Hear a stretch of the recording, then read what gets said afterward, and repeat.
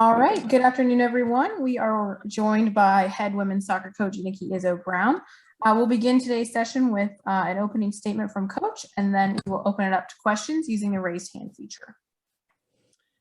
First and foremost, thanks everybody for being on this media Zoom. We are so excited to kick off Thursday. We're kicking off sports here at WVU. We're the first. We love that. We're the first to go. So I know the team is super excited to kick off Thursday night. All righty, Sam Caniglio, you're up first. Coach, not too long ago, how you doing? Good. Sorry, I missed that part. Not too long ago, you went down to Blacksburg and squared off against NC State. What did you see out of your team, and what do you think were your biggest strengths? Yeah, it was a great game match against NC State. What was good was the first half. We felt that NC State was really moving the ball well, and we weren't moving as well or connecting as well, and we were able to make that adjustment at halftime. So I guess being able to kind of reset and make sure that second 45 we didn't waste like we did in that first 45. Nick Farrell, you're next. Coach, good to see you. It's been too long. Looking forward to Thursday. So Stephanie Frere Van Ginkel, Pinto, right? No longer with your program. She was your playmaker, could score goals, could make that key pass. What does your midfield look like now? And is there somebody that fills that role for you guys this year? Yeah, I mean, you're gonna see Julie Lynch really stepping it up. Lily McCarthy's coming back, and then we definitely are really excited about Maya McCutcheon, who's a transfer from Oklahoma. So I think between the three, they're definitely going to give us, what we're going to lack losing Pinto. But I think all three are really working hard. So quick follow up to that, McCarthy, how important was the spring in terms of her development? That's when she really started for you guys and played more minutes. How important was that? Oh, it's so valuable when you come in, and that COVID freshman year was something we never hopefully have to experience again. But her adjustments and, how she kind of settled in the spring was so important for her development. And that brought some confidence. And that's what she came in with so far at camp. Back to Sam Caniglio. For the last few years, you guys have struggled a little bit with experience. You've even said, your squads have been quite youthful. This year, it kind of seems to be different because obviously that youthful squad has gotten older. So that's kind of how life works. But you've also added a lot more pieces. Is that kind of what you want to see in a squad, having like the youth paired with seniors like Jordan and Lauren, so you can really mix and match, I guess? Yeah, I mean, life as we know it is about experiences, and especially when I can refer to games and different opportunities where we've been really successful or we failed as a team. So by, having Jordan, the Alinas, the Laurens, the Grace Smiths of the world, we can really pinpoint certain things like that and say, hey, look this is what we can do and this is what we can't do. So 2 years ago, this team was probably a real big rebuilding team, and now they're experienced. So they got to make sure that they understand what that means and that it's a privilege now, and we got to put those pieces together for success. Andrew Caridi. Coach, good to see you. First and foremost. Good. How you doing, man? Good. To see you. Yeah, I'm good.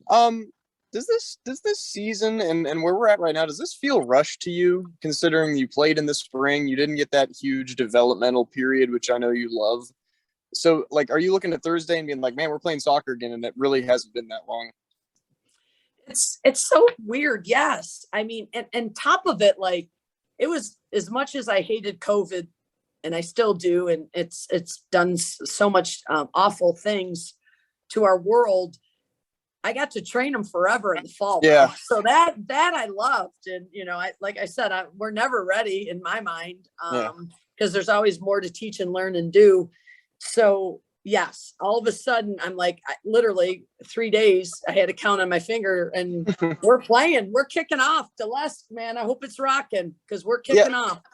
Well, and on top of that too, with the way that last season ended, are you eager and are you more satisfied that you get to get back to it quicker? Yes. And, obviously fumbling, to that Rice game, we, all the credit to Rice. They've, definitely found a way to beat us. We were very dissatisfied because we didn't think we played our best when we needed to. So we are definitely excited to redeem ourselves and hopefully not have a regret like that again. Nick Farrell. Okay, Coach. If your team is going to be successful this year, what are the things that it'll do well? We have to be organized. We have to be vocal, and we have to outwork anybody else in the country.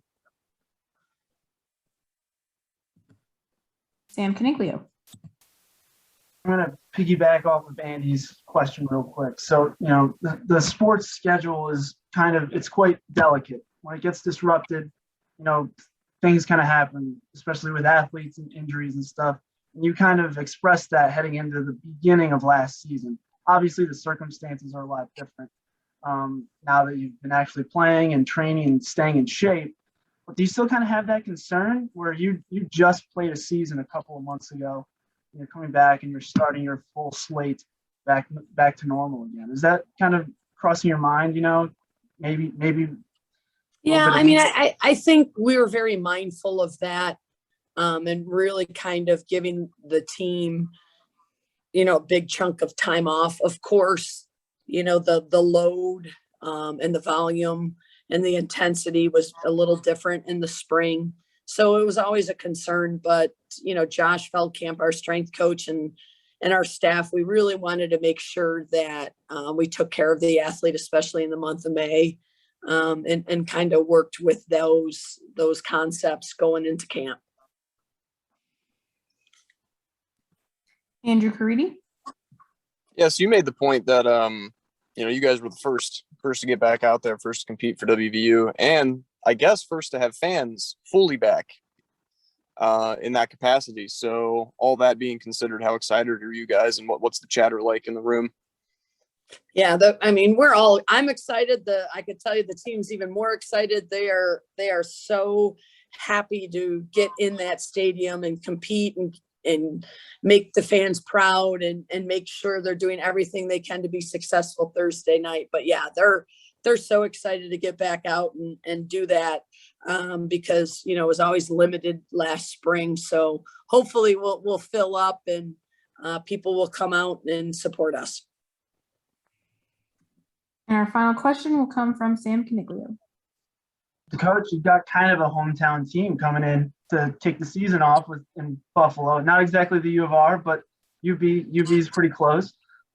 What's the scouting report? What do you see out of them, and what kind of what's keeping you up at night, if anything at all? Well, I know they eat well because they go to Wegmans, so I know that.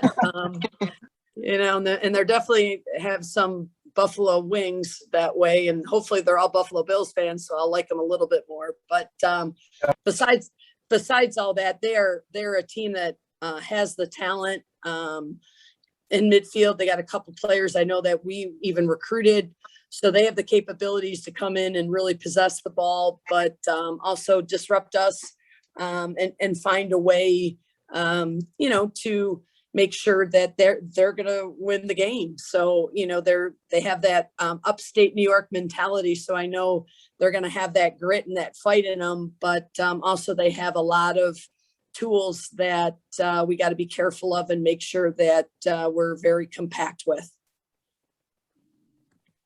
All right, that'll do it for us this afternoon. Thanks everyone for joining us today. Thanks everyone. Take care. Yep. Thanks, Coach.